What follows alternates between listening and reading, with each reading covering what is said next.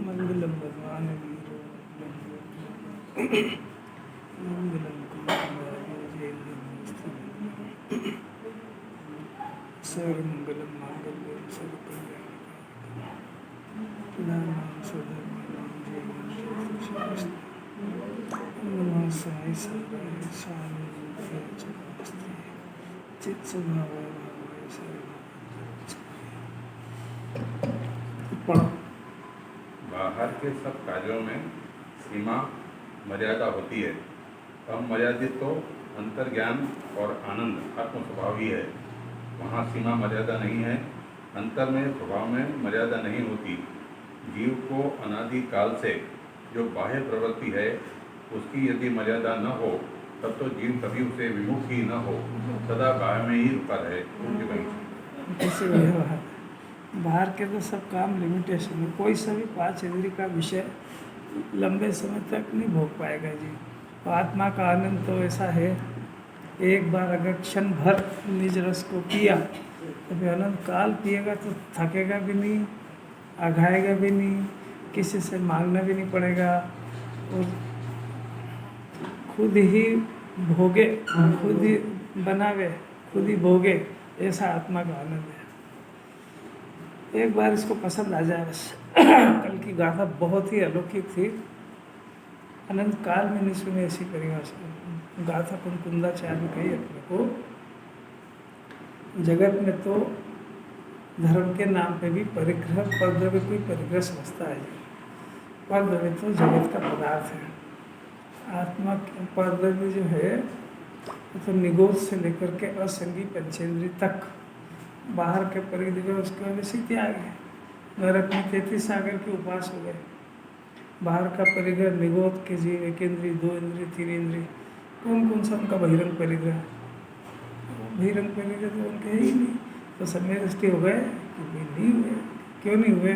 कि मिथ्या दर्शन संबंधी परिग्रह, मिथ्यात्व का परिग्रह उसका पता ही नहीं है। मिथ्या 14 परिग्रह होता है ना, 14 कौन कौन से? मैंने 14 पूछे, जरा ध्यान से सुनना चाहिए। नंबर 1 मिथ्यात्व है, ये है श्रद्धा का परिग्रह, यानी दर्शन मोह का परिग्रह है। मिथ्यात्व का परिग्रह ये दर्शन मोह का। अब ये 4 कषाय चारित्र मोह का, अनंत अनुबंधी, अप्रत्याख्यान, प्रत्याख्यान, संजोगन, ये चारित्र मोह की कषाय, ये परिग्रह चारित्र मोह संबंधी। और जो 9 है, हास्य, रति, अरति, शोक, भय, जुगुप्सा, ये भी चारित्र मोह संबंधी परिग्रह है। ओहो, मुझे तो इन बातों की खबर ही नहीं थी।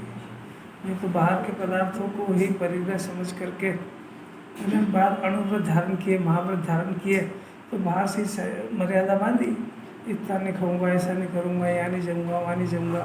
ये तो सब बाहर की बात है, ये तो कोई आत्मा का लेना देना है ही नहीं। ओहो, मुझे तो इन बातों की खबर ही नहीं थी, ऐसा सुनना चाहिए उसको। हाँ, हमने तो सुनी, सब समझ लिया, तो पात्रता ही खो देगा उसको, क्योंकि वो कोई मामूली बात नहीं है। मिथ्या दर्शन संबंधी परिग्रह को जीतने का पुरुषार्थ शुरू हो जाए, उसको सम्यक सन्मुख कहते हैं। वो समझ चुका है कि मैं बहुत खतरे में हूँ। ये मेरे को ये बातें आज तक किसी ने कही नहीं है। शरीर परिग्रह नहीं है, शरीर को अपना मानना ये आत्मा का परिग्रह है। किसी अलौकिक बात है। राग परिग्रह 2 नंबर का है। राग जो है चारित्र मोह जन्य अपराध है, चारित्र मोह का परिग्रह। पर राग मैं हूँ और राग मेरा है ऐसी प्रतीति, वो श्रद्धा का दोष है, श्रद्धा की विपरीतता है, वो दर्शन मोह है, वो खास परिग्रह है आत्मा का। दर्शन मोह ही वो चारित्र मोह ही दोनों अब दोनों हो गए ना, तो 2 भागों में बांट दिया ना, तो ये पूरे भाव अच्छी तरह से नहीं समझता है। तो दर्शन मोह को कायम रख कर के चारित्र मोह को जीतने का प्रयत्न करता है। अरे मेरे परिणाम बिगड़ गए, मेरे कषाय हो गई, भाई ये तो दुगुण स्थान प्रमाण जाती है, पर उसमें जो एकत्व बुद्धि है वो श्रद्धा का अपराध है। वो पहले वो जीता जाता है, अब वो जीता जाता है तो सब नास्ती से बात है। अब वो मेरा परिग्रह कौन सा है, जो नस्ती से उठी ना बात, कौन सा परिग्रह मेरा कि निज आत्मा, ये मेरा परिग्रह। अनंतानंद गुणों की धाम, ये मेरा परिग्रह। कभी उसने सोचा ही नहीं ना उसको। अगर ये पता लगता उसको तो वो बाहर के परिग्रह को क्यों अपना मानता और क्यों पढ़ा था। एक झटके में इतनी बात समझ में आ जाती है उसको कि बाहर का परिग्रह मेरे लाए आता नहीं है, मेरे रोके रुकता नहीं है, और मेरे उसको रुकने ठहरने के लिए मेरी आवश्यकता नहीं है। मेरा परिग्रह तो जो मेरे साथ अनादि से अनंत काल तक है, रहता है, वही मेरा परिग्रह है। द्रव्य के अनंत गुणों की तरफ से देखो तो, और यदि पर्याय में देखो तो वो जितनी निर्मलता प्रकट हुई वो अपना परिग्रह है, क्योंकि वो आत्मा के साथ तादात्म्य संबंध रखता है। विभाव ये परिग्रह है। बहुत शांति से समझने की बात है। अनंत काल में मिली ही नहीं सुनने को। बेचारा जीव करे तो करे क्या। धर्म तो करना चाहते हैं ना, जंगल में गए हैं तो धर्म करने की भावना से गए ना। तो वो जितना समझता था उतना कहना उसने, अपन जितना समझते थे कोई परिग्रह का त्याग करो, तो बाहर का जो परिग्रह था त्याग करके जंगल में चले गए। पर वो जंगल में चले गए तो यहाँ पे जहाँ रहते थे उस घर को अपना मानते थे, अब वो जंगल को अपना मानते हैं। पहले इस घर के लोगों से थोड़ी बहुत कषाय होती थी, अब वो संघ में रहते हैं तो संघ के लोगों से शांति थोड़ी रहती है। उसको वो करेगा ही करेगा। नियम क्या हुआ कि जब तक ये अपने आत्मा के अनंत गुणों को अपना परिग्रह नहीं जानेगा, तब तक बाहर के परिग्रह की सुबुद्धि, बाहर के परिग्रह की संग्रह बुद्धि नहीं जाएगी। बाहर का चाहे जैसा त्याग करे वो खोटा है, उसको कोई दम नहीं उसको। तो समझ में आ रही है? मामला बहुत सीरियस है। आज तो परिग्रह कम करने की बात कर रहे हैं। किसने कहा? किसने कहा? ये छोड़ो, ये किसने कहा? ये जैन दर्शन ने। आज सुनो, पहले जैन दर्शन ने नहीं कहा कि ये छोड़ो वो छोड़ो, क्योंकि जैन दर्शन तो आत्मा का कुछ है ही नहीं, तो कैसे छोड़वाएगा? नहीं, वो अलग बात है। अंतरंग और बहिरंग वो तो सब जिनवानी उसके सिस्टम को समझाती है। पर बात ये है कि वो बाहर का जो परिग्रह है, वो बाहर का परिग्रह तो बाहर के उद्गल पदार्थों का द्रव्य परावर्तन है, उसमें जीव का कोई लेना देना नहीं है। उसको अपना मानना ये परिग्रह है, और उसके पीछे राग करना ये परिग्रह है। तो अब जो जिनवाणी में कहा कि वो चरणानी योग के ग्रंथों में ऐसा जो कहा कि बाहर के परिमाण व्रत लो, परिग्रह परिमाण व्रत पंचम गुण स्थान में दिलाए जाते हैं, उसका अर्थ ये है कि अब उन पदार्थों के प्रति राग नहीं होगा। तो राग को कंट्रोल किया, राग का निमित्त परद्रव्य है, इसलिए वो जिनवाणी कोड वर्ड में लिखी है भाई। अभी जैसे देखो, कल का दृष्टांत देखो कि कल जो है वो गौतम स्वामी जो थे, वो तो वहाँ पे उसके वेदांत के ज्ञाता वहाँ बैठे थे। अब जो सोधर में इंद्र गए वहाँ पे वृद्ध का वेश बना करके, तो सोधर में इंद्र कोई मामूली हस्ती नहीं होती है। द्वादशांग का ज्ञाता होता है, सम्यक दृष्टि होता है, तो उसको परीक्षा करना, मिथ्या दृष्टि से निरुत्तर करना तो बाया का काम है उसका। ये जो उन्होंने श्लोक सुनाया, तो कोई यही श्लोक थोड़ी सुनाया, ये श्लोक तो उमा स्वामी आचार्य ने लिखा अभी 1500 साल पहले। बात समझ में आ रही क्या? पर ये बात अब ये समझाने के लिए अपनी जो अपना को जो क्षोभम का ज्ञान अभी जो वर्तमान में है, उसके आधार से ये तत्वार सूत्र का आधार दे करके उस बात को प्रकट किया। ऐसा कैसा थोड़े कि उन्होंने सोदर मित्र ने यही वाला श्लोक कहा होगा, वो उनकी बुद्धि ये उमा स्वामी आचार्य तो अभी हो गए, और ये श्लोक तो अभी अभी लिखा। अब वो बात है 2500 साल पहले की। तो वो सोदर अभी तो प्रथमानी योग में ऐसी पद्धति लिखने की सिस्टम बताई है कि कोई ऐसे कैसे शब्द नहीं कहे, उसको शब्द कुछ ऐसे कहे कि वो निरुत्तर हो गया। अब ये है उसका भाव। अब अपन को यदि ये इसका प्रोसेस नहीं पता होगा तो अपन यही कहते रहेंगे, ये नहीं कहा उन्होंने। सोदर इंद्र को कोई बुद्धि की कमी थी क्या? तो कैसे ही प्रश्न करे तो उसको पसीना आ जाए। किसको कहते हैं? द्वादशांग में पाठी होता है, नहीं समझ में। पर अब समझाएं कैसे? इस बात को समझाने के लिए जो था, अभी के जो वर्तमान में प्रचलन में जो बातें हैं, अभी मतलब प्रचलन में जो है वो श्लोक अगर किसी संस्कृत के विद्वान को दे दिया जाए तो अर्थ नहीं निकाल सकता उसका। संस्कृत का प्रकांड पंडित अमृत चंद्राचार्य की संस्कृत का अर्थ नहीं कर सकता है, जो एक चौथी पास महापुरुष ने किया है। इसमें लौकिक पढ़ाई में कोई दम नहीं है, इसमें कोई लौकिक ज्ञान की खिलावट ये पढ़ने वढ़ने से नहीं होती है, वो भाव शुद्ध ज्ञान से फैलता है। क्या कहा है, समझ में आई क्या बात है? नहीं कुछ भी नहीं कर, ध्यान से नहीं सुना तो क्या कर ले पड़े इसकी पढ़ाई से कुछ नहीं होता। ये नहीं कहा, लौकिक पढ़ाई से ज्ञान की खिलावट नहीं होती है। उसमें जो ज्ञान की खिलावट है ना, तो अभी इसमें जो संस्कृत के प्रकांड पंडित बने तो उन्होंने बहुत पढ़ी संस्कृत, पर वो अमृत चंद्राचार्य की संस्कृत का अर्थ नहीं कर सकते। जो चौथी पास वालों ने किया है, अच्छे अच्छे पंडित सोचते रह गए कि ये अर्थ निकालते कहाँ से। भाई ये भावशुद्ध ज्ञान की कला है, भावशुद्ध ज्ञान पकड़ लेता है, बहुत ताकत है भावशुद्ध ज्ञान की। तो भावशुद्ध ज्ञान था सोदर मिंद्र को, और मिथ्या दृष्टि को क्या है वहाँ परास्त करने, क्या लगे वहाँ ले आए।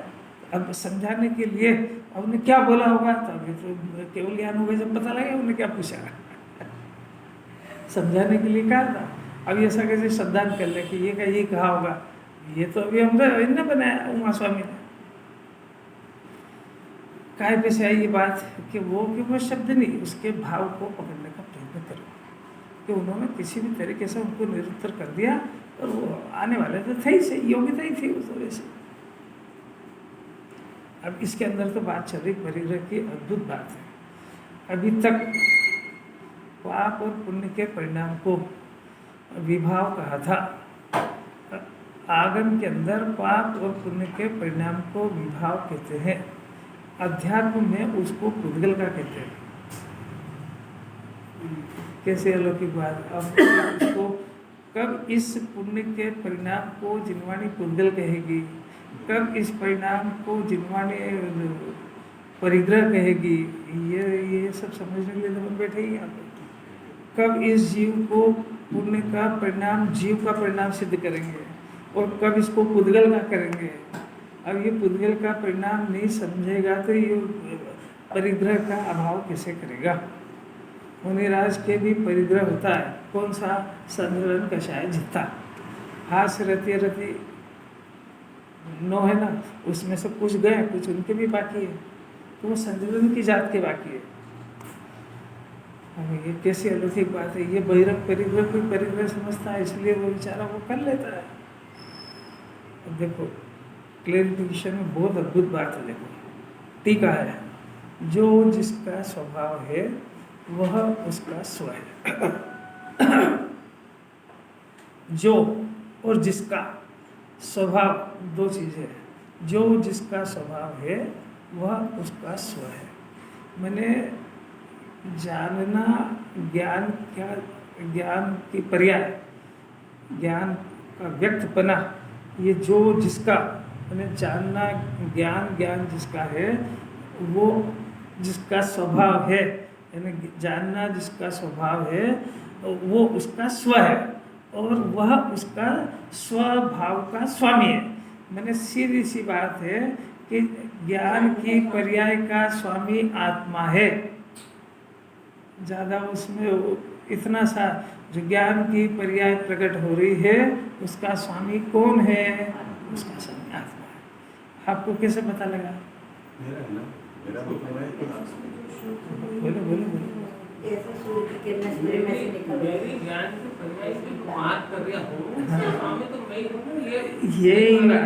अभी देखो, इसका अर्थ ये है कि जीव शरीर का स्वामी नहीं है। इसका अर्थ ये है कि जीव राग का स्वामी नहीं है। इसका अर्थ ये है, अब वो चूँकि राग और ज्ञान की भिन्नता की बात नहीं सुनी ना उसने, तो ज्ञान का स्वामी आत्मा है। ये तो इसलिए कहा कि आत्मा में से ज्ञान होता है, इसलिए ज्ञान आत्मा, ज्ञान गुण में से, ज्ञान की प्रकट पर्याय होती है, तो जो जिसका होता है वो उसका स्वामी होता है। तो ज्ञान की पर्याय का स्वामी उसका शुद्धात्मा है। प्रश्न ये है कि जो राग आदि है उसका स्वामी जीव क्यों नहीं है? अब वो उसको उसका भावाशन नहीं है। जी आपने कहा कि ज्ञान आत्मा में से आता है, तो उसको राग भी तो आत्मा में से आता दिखता है, राग को इसमें से थोड़ी आ रहा है। अभी उल्टा तर्क देखो कि भाई आप बताओ कि पुद्गल को राग होता है क्या? राग किसको होता है? राग जीव को होता है। आपकी परिभाषा लगाओ कि जो जिसका होता है वो उसका स्वामी होता है, तो राग भी तो जीव में से आ रहा है, इसलिए जीव राग का भी स्वामी है। कि तू जरा गुरुदेव की क्लास में बैठ और अध्यात्म समझना सीख। बात समझ में आई? अगर ये द्रव्य दृष्टि के ज्ञान से द्रव्य दृष्टि को मुख्य करके इसको समय सार को पढ़ना नहीं आया, तो इसमें से यही निकालेगा कि जो जिसका होता है, राग भी मेरे से होता है, तो मैं राग का भी स्वामी है। ये राग का स्वामी पढ़ना तोड़ने के लिए तो समय सार ही है। शुरू से ये बात चल रही है, जीव अजीव अधिकार के अंदर भी पाप और पुण्य के परिणाम को उद्गल का अजीव के खाते में डाला है, कर्ता कर्म भी उसको अजीव के खाते में डाला है। पाप पुण्य के भाव, पाप पुण्य अधिकार में भी पाप छोड़ो पुण्य करो ये नहीं कहा। पाप और पुण्य दोनों एक ही जाति के विभाव है और एक ही चांडालनी के पुत्र हैं, इसलिए ये अपनी सत्ता से बाहर है, इसलिए इनसे विज्ञान करो ये कहा था। तो विभाव का नहीं आ रही, कुछ भी समझ में नहीं आ रही। इसमें तो लिखा है जो जिसका स्वभाव है वो उसका। हाँ, तो यही तो सिद्ध कर रहे हैं कि जो जिसका स्वभाव है। देखो नीचे लिखा ना, स्व है ना धन, तो जानना इसका जो ज्ञान गुण है, ज्ञान जो प्रकट हो रहा है, ये जो जिसका, तो ये ज्ञान जो जानना हो रहा है, कौन इसका स्वामी कौन है? कि इसका स्वामी आत्मा है। जो जिसका होता स्वभाव, देखो आगे लिखा, जो जिसका स्वभाव है, मैंने जानना जिसका स्वभाव है वो उसका स्व है। एक बात, अब वो उसका स्व और मिला के नहीं लिखा, उसको स्वभाव का स्वामी है, मैंने जानने के भाव का स्वामी आत्मा है। यानी जानने के स्वभाव का स्वामी आत्मा है, यानी राग उत्पन्न हो रहा है इसका स्वामी आत्मा नहीं है। संयोग में शरीर है, इसका स्वामी आत्मा नहीं है, क्योंकि जो जिसका होता है वो उसके साथ तादात्म्य होता है। आपके साथ राग भी तो हमारे अंदर से हो रहा है, ये भेद ज्ञान करा रहे हैं कि ये भेद ज्ञान ऐसे करो कि राग यदि जीव का होता तो फिर अनंत तो सिद्ध को राग निकल जाता, क्यों है? तर्क भाई इसको ऐसे मामूली तर्कों से थोड़ी सरेंडर होगा। अज्ञान की भी बहुत ताकत है, कुतर्क बहुत जानना देखना है। ठीक है, तो अब इसमें स्व को फिर धन और ये संपत्ति क्यों? ज्ञान जानने की जो पर्याय है, ज्ञान की जो उत्पन्न होती पर्याय है, वो अपना धन, अपने त्रिकाल अनंत गुण को, द्रव्य को नहीं मान रही है, नहीं जान रही है, श्रद्धा ज्ञान दोनों। तो वो ज्ञान की पर्याय बाहर के पदार्थ परिग्रह उनको उनका स्वामी बन के बैठी है। एक बात वो हुआ बहिरंग की बात, उसका तो मैंने खंडन कर दिया, यहाँ समय सार चल रहा है। तो वो ज्ञान की पर्याय रागादि का स्वामी बन के बैठी है, और अध्यात्म में रागादि को परद्रव्य कहते हैं। तो ये परद्रव्य का स्वामी बना है, इसका नाम मिथ्या दर्शन, मिथ्या ज्ञान है। स्वभाव थोड़ी है, क्या चीज? स्व जो मान रहे हैं, हाँ, धन संपत्ति। फिर से नहीं, वो फिर से थोड़ा सा कंफ्यूज हो गया, फिर से सुनो। रागादि का परिणाम हो रहा है कि नहीं? ज्ञान हो रहा है कि नहीं? ज्ञान में जानना हो रहा है कि नहीं? अब ये ज्ञान में जो जानना हो रहा है, तो अब इस ज्ञान के परिग्रह की बात करते हैं। तो इस ज्ञान के लिए वो रागादि का परिणाम स्वद्रव्य है कि परद्रव्य? जिनवाणी के आधार से कि अपने आधार से? अपने आधार से स्वद्रव्य है ना। जैसा अपन जो जान रहे हो, ईमानदारी से बोलो ना, वो टीम के बोलोगे तो आप सॉल्यूशन कैसे होएगा भाई? वो रागादि को जिनवाणी परद्रव्य कह रही है, रागादि को जिनवाणी परिग्रह कह रही है। हमको क्या लग रहा है? ओह, मुझे तो इन बातों की खबर ही नहीं, रागादि के परिणाम को मैं अपना परिणाम जान रहा हूँ। बल्कि मेरा तो माथा इतना खराब है कि राग तो करना स्वभाव जानते ही हूँ, पर इस राग से सब संचालित हो रहा है, ऐसा देख रहा हूँ मैं। तो मेरा ज्ञान खोटा है। तो ये देख के वो काम स्वतंत्र हो रहा है कि तेरे राग की अपेक्षा से हो रहा है। ऐसा कोई कहने वाला नहीं मिला और डांटने वाला नहीं मिला, और ये बेचारा धुन में रह गया। अब ये देख ही नहीं पा रहा है कि भाई ये राग से कहाँ हो रहा है जगत के अंदर। अभी तक हो रहा होगा, मान लो, आज से देखना शुरू कर देना, पता लग जाएगा तुम्हारे राग से क्या क्या हो रहा है। अभी देखो आर पार की लड़ाई चल रही है। राग को जिनवाणी परद्रव्य और पुद्गल का परद्रव्य पुद्गल प्रभाव परिग्रह कह रही है। और राग को हम क्या मान रहे हैं? राग को स्वभाव मान रहे हैं, राग को अपना कर्तव्य मान रहे हैं, और राग को परिग्रह नहीं, राग को स्वभाव जान रहे हैं, और राग को स्वभाव जान रहे हैं और बाहर के पदार्थ को परिग्रह जान रहे हैं। कितना उलट पुलट काम चल रहा है। ओह, मुझे तो इन बातों की खबर ही नहीं थी। जिनवाणी क्या कह रही है, मैं क्या कर रहा हूँ। ऐसी मान्यता को कायम रख करके ये स्वाध्याय करता है तो ज्ञान बढ़ता रहता है, और ये मिथ्या दर्शन जो करके पड़ा रहता है। सब चीज राग से हो रही, ज्ञान से कुछ भी नहीं हो रहा है। एक भी पदार्थ राग से कुछ नहीं हो रहा। ये राग इतना गंदा परिणाम है कि राग न तो पर में कुछ कर सकता है और न राग आत्मा में कुछ कर सकता है, और ये राग आत्मा को मलिन करके इसको नरक पर सुकृति और पहुंचा रहा है। राग पर पदार्थ को स्पर्श नहीं करता है, यह काट्य सिद्धांत है। सुखी होना तो हृदय में उतार लो। जो राग आदि का परिणाम है, इसका विषय जो भी है, इसका विषय हमेशा परद्रव्य होता है। ये राग आदि का परिणाम जीव के अंदर उत्पन्न होने वाला परिणाम है, और जिस पदार्थ के पीछे हो रहा है उसको आज तक स्पर्श नहीं कर पाया और कर भी नहीं पाएगा, क्योंकि वो पर्याय चाहे इसकी सही पर्याय हो चाहे विपरीत, वो अपने द्रव्य को छोड़ के नहीं जाती कभी भी। ऐसा ये भी अकाट्य नियम है। पंचास्ती काय नहीं पढ़ो, उसमें क्या सब पढ़ना पड़ेगा।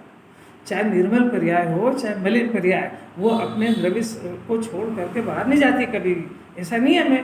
तो अब ये रागादि संबंधी विकार हमारे अंदर हुआ, तो ये जिस पदार्थ के पीछे हुआ वहाँ तक आज तक जा नहीं पाया है, जा भी नहीं सकता है, क्योंकि इसमें जानना वानना कुछ नहीं है।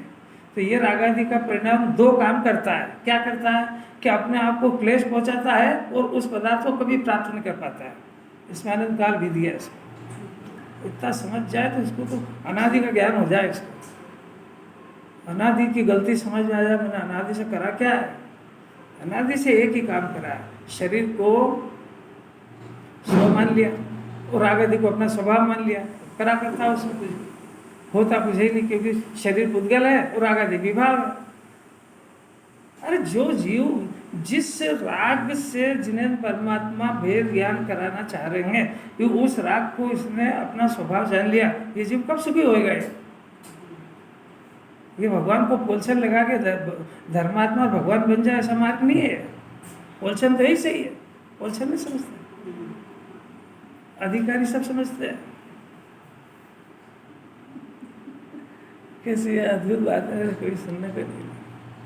जिस भाव से जिनवाणी वेद कराना चाहती है, उस भाव को इसने स्वभाव समझ लिया। अभी तो अपन परिग्रह की बात कर रहे हैं, आज उसको परिग्रह नाम दिया उसको। राग आदि का परिणाम, अच्छा पाप का परिणाम परिग्रह है कि पुण्य का? अरे क्या बात कर रहे हैं। अच्छा परिग्रह क्यों है? जीव का नियम कैसे अलौकिक बात। वो जो परिणाम है ना, वो परिणाम का संबंध, आप और पुण्य के परिणाम का संबंध पर द्रव्य से है। तो वो जिनवाणी में जो लिखी गई बातें हैं, वो उन परिणाम और उस पदार्थ को मिला करके उससे कनेक्शन होने की वजह से उसको भी परिग्रह कहते हैं, बहिरंग परिग्रह। वास्तविकता में तो इसका परिग्रह इसका परिणाम है। है तो ही पाप करने का उसका परिणाम होगा। ये किसने कहा? ये नहीं, परिग्रह है तो इसलिए नहीं हुए, ये अपने स्वभाव को भूला इसलिए परिग्रह के ऊपर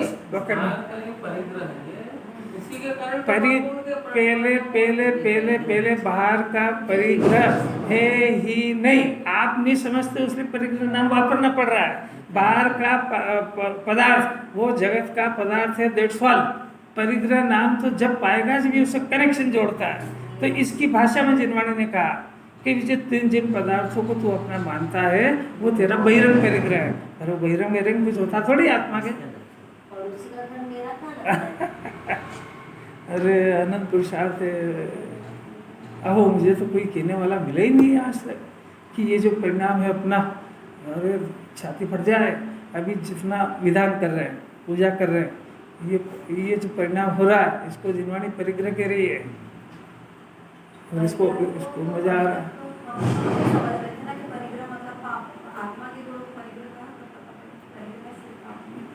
देखो अभी देखो इस गाथा से चलते हैं, बातें तो सब जिनवाणी को सुनने से ही पता लगेगी ना कि इसका वास्तविक परिग्रह क्या है। अब ये जो परिग्रह संज्ञा है, ये संज्ञा खतरनाक, आहार मैथुन भय परिग्रह, ये 4 संज्ञा डायन की तरह लगी इसके, चेन में लेन देती है इसको। आहार मैथुन भय और परिग्रह ये संज्ञा है, और ये मनुष्य में और पशु में समान रूप से पाई जाती है। कोई बात समझ आई? ये चारों संज्ञा आहार मैथुन भय और परिग्रह, परिग्रह माने उसको भी, गाय है भैंस है तो जिस टापरे में रहती है उसको अपना मानती है, कुत्ता है तो जहाँ जिस जगह बैठने लगता है उसको अपना मानने लगता है, और ये उसका जितना वो समझता है उतने को परिग्रह मानता है। तो ये जो चारों चीज़ें हैं ये मनुष्य में और पशु में समान पाई जाती है।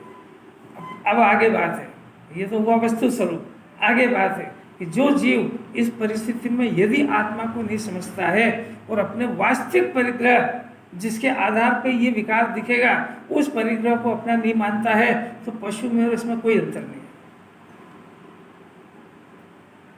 इतना तो जिनवाणी कह रही है, अगर बाहर को इतना अपना कठोर अपशब्द कहते ना तो अपन मुँह ही नहीं देखे उसका। पहले तो सिंपल सी में बताओ, परिग्रह है किसी चीज को मानना अपना, या कोई चीज देखना, क्या परिग्रह का मतलब? फिर से सुनो ना, उसमें क्या है, कोई बात नहीं, फिर से सुनो, फिर से एक बार वस्तु स्वरूप को शांति से सुनो, सब समझ में आएगा। आत्मा है ना, तो आत्मा के 2 हिस्से, एक त्रिकाल है, ध्रुव है, अपरिणामी है, इसको शुद्धात्मा कहते हैं। एक पोर्शन, इसमें किसी तरह का कोई परिणाम नहीं होता है, ये कुटस्थ पदार्थ पाया जाता है। पर ये आत्मा का त्रिकाल एक अंश है, ये भी एक अंश है, और इसमें हर क्षण बदलती हुई पर्याय है जो हर समय बदलता है। तो इसमें जो ये एक आत्मा कोई ढगला थोड़ी है, अनंतानंद गुणों की खान, इसको मिला करके एक पिंड है, अनंत गुण। जैसे अनार तो एक है और उसमें दाने अलग अलग अलग अलग है कि नहीं, तो ऐसे दाने जैसे हैं ऐसे आत्मा के अनंत गुण आत्मा में एक साथ, वो तो दृष्टांत है, उसमें तो वो दाने सब अलग अलग अपना अस्तित्व रखते हैं। तो यहाँ अपना अपना अनंत गुण एक दूसरे गुण के साथ गुथा हुआ है, इतना समझ में आया? ये आत्मा का स्वरूप है। अब इसके बाद जो इसके गुण है, उन गुणों में हर गुणों में परिणमन होता है, पर्याय। आत्मा में परिणमन नहीं होता है, उसका जो त्रिकाल हिस्सा है उसमें परिणमन नहीं होता है। अगर उसमें भी परिणमन हो जाए तो ये द्रव्य पर्याय का भेद खत्म हो जाएगा। वस्तु ऐसी, इतनी बात समझ में आई क्या?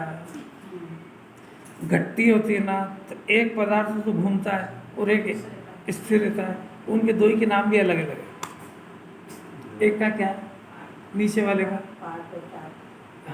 ऊपर वाले का नाम अलग है, नीचे वाले का, बोलो भाई। चक्की तो दोनों को मिला करके नीचे के भाग को थाल कहते हैं और ऊपर के भाग को पाट कहते हैं, और दोनों को मिला करके चक्की है। दोनों के बिना चक्की नहीं होती है।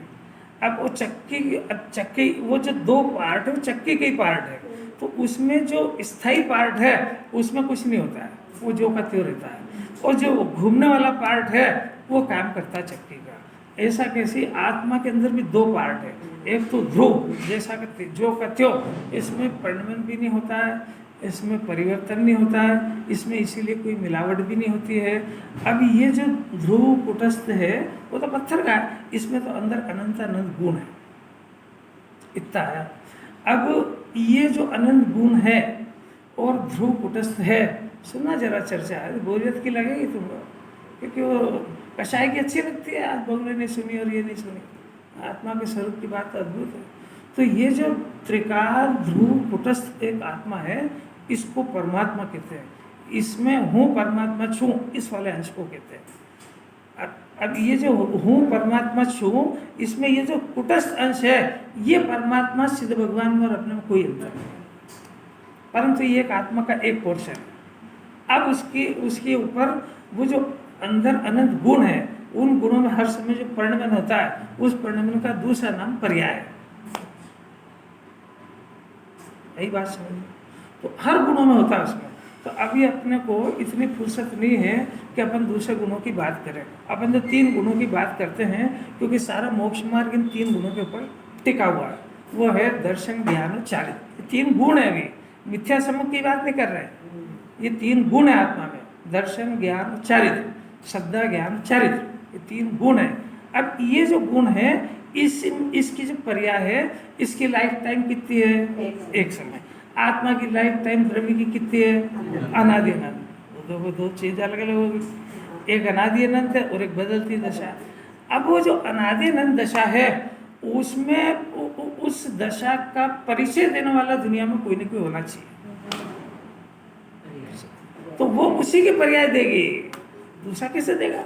क्योंकि द्रव्य के अंदर तो परिणमन होता नहीं है, तो वो अपने आप को बोलने का उसको अधिकार ही नहीं है। कलेक्टर जो है ना, वो कलेक्टर का परिचय देने के लिए उसके असिस्टेंट रहते हैं। अब कलेक्टर साहब बोलेंगे,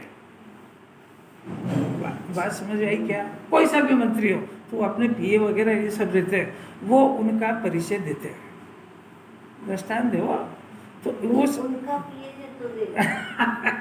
तो अब ये आत्मा का परिचय देने वाला कौन? कि उसकी पर्याय है। इतना तो समझ में आया। अब हाँ, अभी सुनो जरा शादी, वर्तमान पर्याय की तो बात ही चल रही, कोई मर गई उस पर्याय की थोड़ी चल रही अब सब सुनो जरा, शांति से सुनो। वो ज्ञान थोड़ा थोड़ा समझने लगा तो भागता है एकदम से। शांति रख लो अभी, कि एक बार सही समझ जाए तो सम्यक ज्ञान हो जाता है। अब ये जो 3 पर्याय है, श्रद्धा, ज्ञान, चारित्र्य की, ये परिणमन करती है। अब इन पर्यायों के अंदर अनादि से उल्टा परिणमन चल रहा है, क्योंकि पर्याय की स्वतंत्रता है। और स्वतंत्रता होने से उस ज्ञान की पर्याय का काम है, क्या है? कि अपने आत्मा को प्रसिद्ध करना, ये उसका वास्तविक काम है। पर उसने अनादि से क्या करा? कि बाहर के पदार्थों को प्रसिद्ध किया। ये विपरीतता हुई ना उसकी। ऐसी श्रद्धा में किया। श्रद्धा में भी क्या करना था? कि भाई वो जिस गुण, जो गुण उसके अंदर है, मानने का गुण उसके अंदर है, तो उसको अपने आत्मा को अपना मानना था। तो उसने क्या करा कि ज्ञान ने जिन पदार्थों को जाना, तो श्रद्धा ने भी कह दिया कि ये मेरा है। तो ये भी उल्टी हो गई। अब चारित्र के अंदर इसको निर्विकल्प होना इसका स्वभाव था, तो श्रद्धा ज्ञान विपरीत होने से ये विकल्प को करता रहा, उसे डूबता रहा। तो 3 गुण उल्टे हो गए इसके। आत्मा जो का त्यों रहा, पर इनकी 3 गुणों की पर्याय में विपरीतता अनादि से पाई जा रही है। अब ये विपरीतता सही हो जाए, उसका नाम सम्यक दर्शन ज्ञान है। और ये विपरीतता में जीव वो सारी विपरीतता, सारे परिग्रह पूरे छूट जाए और आत्मा में समा जाए, उसका नाम भगवान है। सरल है कि कठिन? कितनी भक्ति करे तो जीव को समझ में आएगी। नहीं आएगी तो छोड़ छाड़ दे। अरे छोड़ ही दी, तूने करी कहा है?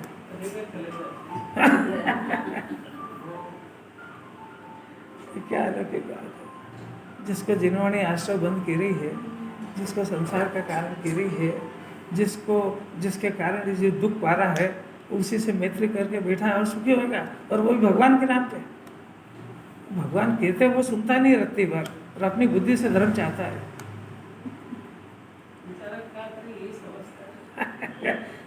अभी मौका है, अगर इसको लग जाए कि मेरे को जिरमानी बिचारा कर रही, तो मौका है। ये हुंडी पक गई है, ये सिकरा लो। ये कल यहाँ कोई आ पाएगा, इस बात की कोई गारंटी नहीं है। आजकल की पढ़ाई ऐसी है बिल्कुल। अभी एक पेपर में पढ़ा है, जवान लड़का, अच्छा इंजीनियरिंग पढ़ा हुआ, अब इंजीनियर है, संस्कार तो विहीन होते हैं आजकल तो सब। माँ बाप जो कोई प्रेशर डालते नहीं, संस्कार डालते नहीं है, तो जहाँ नौकरी करी वहीं से शादी कर लाया। और समझे क्या हो, जहाँ बात कुछ नहीं, कोई साल 6 महीने बाद तलाक हो गया। और तलाक हो गया, माथा खराब हो गया, नौकरी भी छोड़ आया। फिर क्या हुआ? और दूसरी जगह नौकरी करी। तो जो एक बार लाख रुपए का इंजीनियर बन के लाख रुपए की सैलरी रहे, वो 10-20 हज़ार में कोई संतुष्ट हो?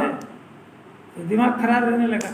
फिर क्या करें? कभी सेन नहीं होता तो मरो, तो कहना कहाँ जाके मर गया हो। ये होती लौकिक पढ़ाई। संतुष्टि कहाँ से आए उसको? क्योंकि वो तत्व ज्ञान से होते हैं सब फैसले। अब मेरा आपसे सबसे पूछना है कि वो मर गया तो उसकी समस्या का हल हुआ कि नहीं? आपको कैसे पता है यार? मेरे को आप समझाओ तो सही, तुम्हारा ज्ञान इतना कहाँ से आ गया कि उसका हल नहीं हुआ?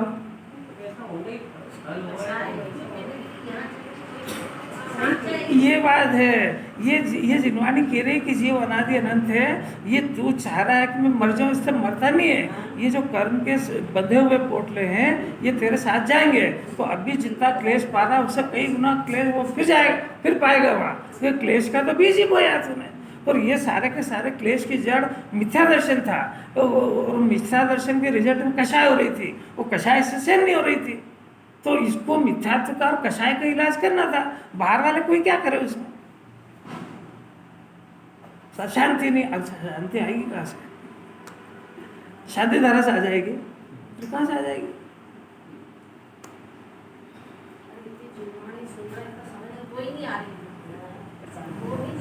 तत्व को वापरना सीखो जरा से, क्योंकि देखो बहुत आर पार बात चल रही है। श्रद्धा, ज्ञान और चारित्र की तीनों पर्याय आत्मा की है। ज्ञान, दर्शन, चारित्र की पर्याय आत्मा की है, और ये अनादि से उल्टी संस्कारित है, और ये अनादि से विपरीत काम कर रही है। इसी का नाम तो मिथ्या दर्शन, ज्ञान, चारित्र है। मिथ्या माने झूठा। अब इस अनादि काल की विपरीतता को पलटना, समय तो एक समय का ही है, पर उसके खिलाफ विचारधारा सारी की सारी। ये अपने को खाने पीने में सुखी मानता है, यहाँ जिनवानी कह रहे उसमें सुख नहीं है, आत्मा में सुख है। अब ये उलट पुलट बात है। अब इसको रात दिन चिंता सताती मैं मर जाऊंगा, जिनवानी कह रही घबराए मत, अनादि अनंत है। कुंद कुंद ऋषि का वरदान है तो नहीं मरेगा। अब इस बात का इसको भरोसा है। अब ये करता करता मान रहा है, आकुलता मान रहा है, इसके माथे में बुरी तरह से फिट है बात कि मेरे विकल्प से पर में होता है। अब वो जिनवानी कह रही बिल्कुल नहीं होता है, ये आराध्य ध्यान है, छोड़ दे इसको। अब इसको छोड़ना उन बातों का कहा है क्या? जरा कोई विपरीत परिस्थिति घर में आए फिर जरा विचार करके बताना। ये जिनवानी की जितनी बातें सुना रहे ना सब, ये भरे पेट सब अच्छी लगती है। जरा सा भूखा हुआ है ना तो सब समझ में आ जाए इसको क्या समझ में आया तत्व। भरा पेट भूखा पेट समझ में आया क्या? थोड़ी सी अनुकूलता में सब अच्छी लगती है, जरा सी प्रतिकूलता आ जाए, कहीं शरीर में आ जाए, परिवार में आ जाए, तो बस सब भूल जाएगा तत्व क्या है। इसलिए अभी मौका है कि तत्व के संस्कारों को दृढ़ कर लो। कुंकुंदाचार से टकराव मत, कुंकुंदाचार को छाती से लगा के उस अमृत को पी जाओ। क्या देखो ऐसा है, विवाद के बाहर से नहीं करता है। ये जीव अंदर में जिनवानी की बात से सहमत नहीं होता है ना, इसी का नाम है कि वो विवाह से सहमत है। अब वो बेचारा वो पकड़ ही नहीं पा रहा है ना अपने रोग को।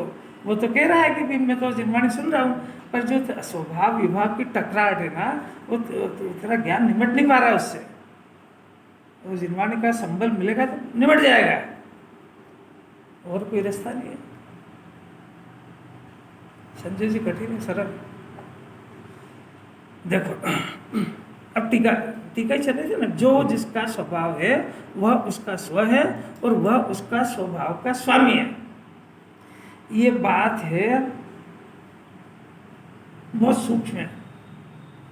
सूक्ष्म तीक्ष्ण दृष्टि, तत्व दृष्टि के आलम्बन से ये बात पकड़ में आएगी।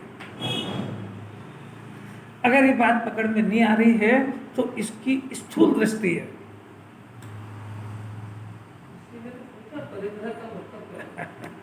पर हाँ तो बताया ना अब, चलो अच्छा रह गई वो बात। हाँ तो परिग्रह की बात ये है कि वो ज्ञान के अंदर उसका पकड़ना स्वभाव है ना, तो वो परिग्रह की परिभाषा ये है कि जिस पदार्थ को जाना है उसको चारों तरफ से परिग्रह, चारों तरफ से ग्रह मैंने उसको पकड़ना, उसके ऊपर कब्जा करना, ये परिग्रह की परिभाषा है। ये उसकी परिभाषा हुई।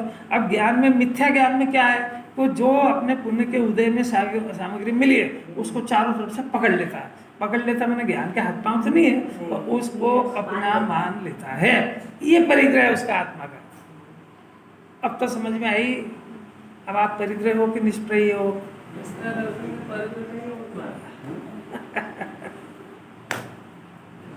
अलौकिक बात, अलौकिक है। अब इसने बाहर के परिग्रह को अपना, बाहर के परिग्रह को तो कोई भी अपना आज तक नहीं बना सका है, इसलिए बाहर का परिग्रह इसका है ही नहीं। अच्छा देखो फिर से और सुनो, चक्रवर्ती का वैभव अपना तो इतना ही पुण्य नहीं कि उसको वैभव को याद रखे। 84 कितनी रानियाँ थी, 96,000 तो रानियाँ, 84,000 उसके सेवक, 16,000 उसके सेवक, और अपार वैभव, घोड़े और उनकी तो अपनी गिनती ही नहीं है। इतना सारा का सारा कुटुंबला उसका परिग्रह था। अब वो जब भरत चक्रवर्ती ने इन सबको छोड़ा और जंगल में गए तो काय का त्याग करा, इनका त्याग करते रोड पे छोड़ जाते उनको तो हाहाकार मच जाता है। फिर क्या करा उन्होंने कि इनके पीछे का जो राग था वो छूटा और आत्मा में चले गए। इसका नाम परिग्रह का त्याग है। बाहर के पदार्थ तो वहाँ के वही बंधे रह गए। हाँ यही 14 तरह के परिग्रह के अभी पंचम काल में नाम भी याद कर ले तो बहुत बड़ी बात है। अभी त्यागी वर्ग के मुंह से सुन भी नहीं सकते हो 14 परिग्रह में से पहले नंबर का मिथ्या दर्शन जीते जब मोक्ष मार्ग में उसकी एंट्री होती है। तुम चारित्र मोह को जीतने का प्रयत्न कर रहे हो और दर्शन मोह से तो जीता गए हो। जीतना और जिताना समझ में आता है? हार गए। अरे अलग है 14 परिग्रह पे केवल एक मिथ्या तो भारी है। हाँ ये दर्शन श्रद्धा का है। हाँ श्रद्धा का है ना। अच्छा अब ये क्यों नहीं जीता जा रहा है? क्योंकि इसको सब्जेक्ट नहीं मिला। क्यों नहीं जीता जा रहा है? कि इसको सही तरह की एक्सरसाइज नहीं मिली। योगा सीखते ना, अब इसको जो समस्या है उसकी तो प्रॉपर करता नहीं, हाथ पाँव मिलाया करता है तो वो समस्या बढ़ जाएगी।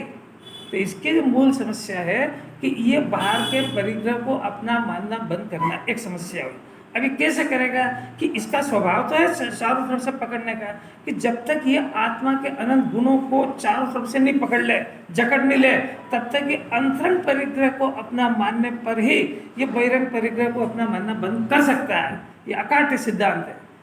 ये एक तीर्थंकर की वाणी नहीं, अनंतों तीर्थंकर की वाणी यही है कि इसको जब तक अपने आत्मा के अनंत गुणों का परिग्रह पे इसका कब्जा नहीं होगा तब तक ये बाहर के पदार्थों को अपना मानना बंद नहीं करेगा और बाहर के पदार्थों को परिग्रह जान करके उनका त्याग करके जंगल में चला जाएगा। परंतु उसका त्याग हुआ ही नहीं, क्योंकि त्याग अस्थि पूर्वक नास्ति होती है। तो अपने परिग्रह को अपना माने ही नहीं, तो इस परिग्रह को तूने त्याग कर दिया ऐसा जिनवाने नहीं मानती है। बाहर के पदार्थों का त्याग कर दिया, ठीक है। शरीर को अपना मानने संबंधी और राग को अपना स्वभाव संबंधी मानने संबंधी ये मिथ्यात्व का परिग्रह चालू है कि नहीं? ये स्वाध्याय करने वालों को दिख जाएगा। परिग्रह नाम का कोई गुण है? परिग्रह तो पाप है। अरे सुनो, ये अपनी 1.5 अकल क्यों लगाना है? 5 पाप के नाम सुने क्या है? 5 पाप खुशी लोग परिग्रह, ये परिग्रह पाप है। ये 5वां नंबर का, ये 5वें नंबर का नहीं, इन चारों का बाप है वो। ये हिंसा, झूठ, चोरी, कुशील, ये उसी के कारण होते हैं। इसको क्या लगता है वो परिग्रह है ना, वो 5वें नंबर, 5वां नहीं है, इन सबका बाप है वो, और उसी की वजह से 4 होते हैं। अच्छा अब इसकी धुन क्या, परिग्रह बढ़ाने की घटाने की? तो मरेगा ये, काय से पाप से खेल रहा है? अरे बोलो तो सही। हिंसा, झूठ, चोरी और कुशील, ये जो 4 है ना, ये तो नाम वगैरह सब इनके पाप ही है। और परिग्रह जो है उसका नाम भी बड़ा सुंदर है, और वो पुण्य के उदय से मिलता पुण्य के उदय से, और पैदा पाप को करता है। ऐसा भी अरे कितने द्रवलिंगी ने सब छोड़ दिया, परिग्रह छोड़ दिया, परिग्रह की परिभाषा ही नहीं समझ में आई अभी। ओह मुझे तो इन बातों की खबर ही नहीं थी। खबर मिल गई तो इसको कैसा पकड़ना चाहिए। अभी आत्मा नहीं पकड़ में आया तो कोई बात नहीं, आप इस तत्व को तो गहराई से पकड़ सकते हो, क्योंकि कषाय को पकड़ने की आदत है। कषाय की बात पकड़ लेता है कि नहीं? किसी को 150 रुपये उधार दियो तो जन्म भर बेचारा ब्याज से चुका दे तो भी याद रखता है उसको। तो आत्मा के ये जो जिनवाणी की तत्व की बातें, ओहो मुझे तो इन बातों की खबर ही नहीं थी। भले ही हम अपने इस शरीर को अभी नहीं छोड़ पाए मिथ्या दर्शन को, कोई बात नहीं। हमारा जानना मानना जिन्हें परमात्मा के अनुसार चिंतन विचार शुरू होना चाहिए, तो किसी दिन जिन्हें भगवान की बात को मान जाएगा, और नहीं तो मनुष्य पर्याय चली जाएगी, एक इंद्रिय दो इंद्रिय चला जाएगा, पता भी नहीं लगेगा। सीधा सीधा सिद्धांत है कि ज्ञान जिसको पसंद करेगा अगला जन्म ही होएगा, और इसकी रुचि पकड़ वो परिग्रह की है। काला सांप घर के अंदर तिजोरी में रखा, अब क्या रात दिन उसकी चिंता करेगा, अगला जन्म कहाँ होएगा? तिजोरी। अच्छा, सिर के बाल अच्छे लगे तो कहाँ होएगा? अरे बाप रे, आप नहीं बनोगे, घबरा मत, आपसे तो कुछ कह ही नहीं रहे। सत्य घटना है, उसमें प्रधान योग में है।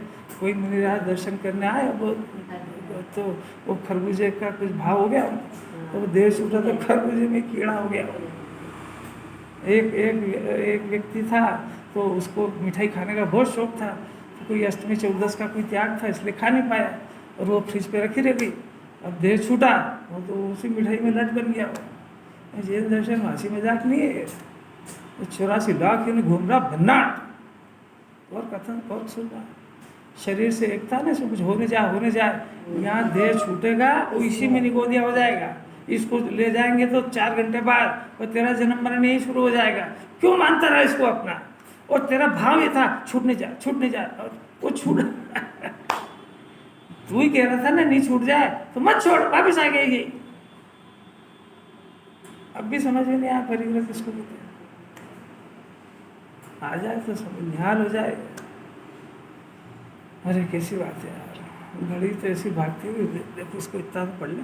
सूक्ष्म तत्व दृष्टि के आलम्बन से ज्ञानी बनते हैं, और जब ज्ञानी होते हैं तो फिर वो अपने आत्मा को ही आत्मा का परिग्रह नियम से जानते हैं। गजब हो गया। जब तक ये अपने आत्मा को ही अपना परिग्रह नहीं जानेगा, तब तक बाहर के पदार्थों का परिग्रह रहेगा ही रहेगा। चक्रवर्ती के कितना परिग्रह है, और द्रव्यलिंगी मुनिराज के कितना परिग्रह है?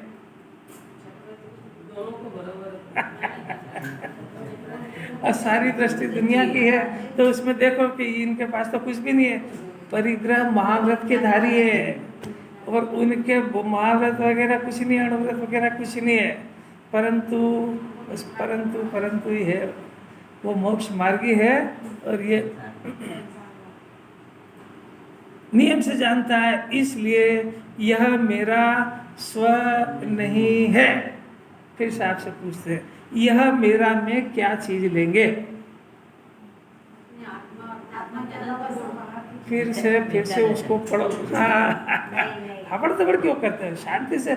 अभी देखो ज्ञानी का डिसीजन चल रहा है ना, उसने क्या करा, अपने आत्मा को अपना नियम से जान लिया, इसलिए अब डिसीजन दे रहे, यह मेरा स्व नहीं है। मैं पूछ रहा हूँ, यह मेरा में क्या चीज लेंगे? हाँ बोलो बोलो बोलो बोलो, आपको क्या समझ? ये मैंने कौन?